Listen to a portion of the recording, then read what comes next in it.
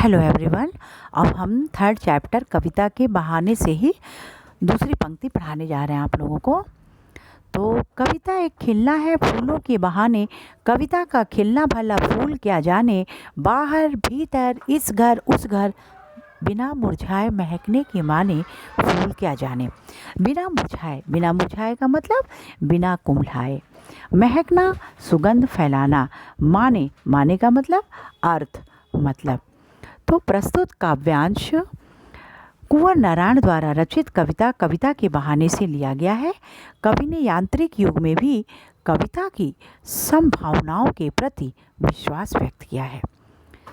कविता फूलों के, अब हम व्याख्या पे आ जाए तो कविता फूलों के खिलने के बहाने से प्रस्फुटित होती है। जिस प्रकार प्रकृति में फूल खिलते हैं उसी प्रकार कवि के हृदय में भावों, अनुभूतियों, संवेदनाओं का स्फुरण होता है। कवि की ये भाव और संवेदनाएं कविता के रूप में अभिव्यक्त होती है, खिलती है।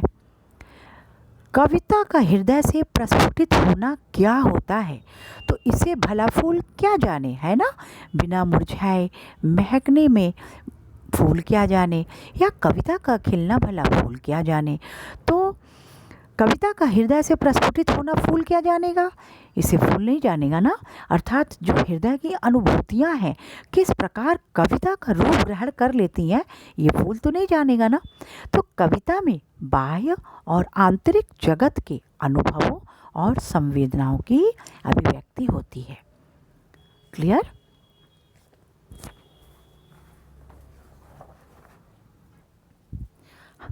Hello everyone. अब चैप्टर थर्ड से ही, कविता के बहाने से ही हम लास्ट पंक्ति पढ़ने जा रहे हैं। ध्यान देना आप लोग। कविता एक खेल है बच्चों के बहाने, बाहर भीतर यह घर वह घर, सब घर एक कर देने के माने बच्चा ही जाने। अब यहाँ पे देखो, सब घर एक कर देने के माने बच्चा ही जाने। तो यहाँ पे कवि क्या बताते हैं कि बच्चों के खेल जो हैं वो असीमित होते हैं, उनके खेल में किसी प्रकार की सीमा नहीं होती। उसी प्रकार कविता भी शब्दों का खेल है, शब्दों के अर्थ और भावों की भी कोई सीमा नहीं होती। कविता के खेल में जड़, चेतन, अतीत, वर्तमान और भविष्य सभी साधन मात्र होते हैं, और बच्चों के खेल में भी अनेक वस्तुएं साधन मात्र होती हैं। तो कवि ने बच्चों और कविता को समानांतर रखा है, क्योंकि बच्चों में रचनात्मक ऊर्जा होती है, उनके खेलों की कोई सीमा निश्चित नहीं होती, उनके खेल में अनेक उपकरण होते हैं। इसी प्रकार कविता में भी रचनात्मक ऊर्जा होती है, और रचनात्मक ऊर्जा होने के कारण सीमाओं के बंधन अपने आप टूट जाते हैं। कविता का क्षेत्र भी असीमित है, कवि की कल्पनाओं में अद्भुत क्षमता होती है।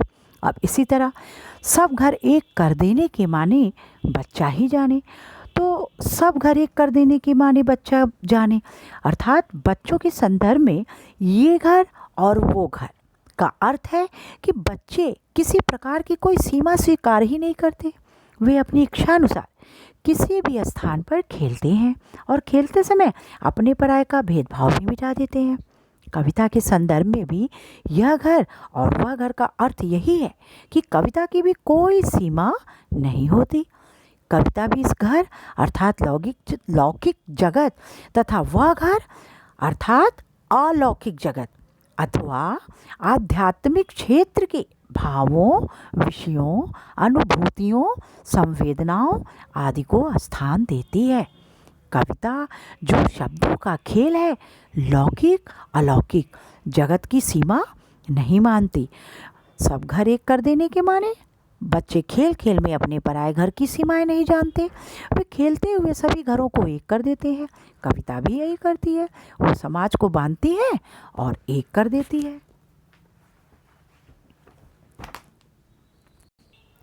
Hello everyone.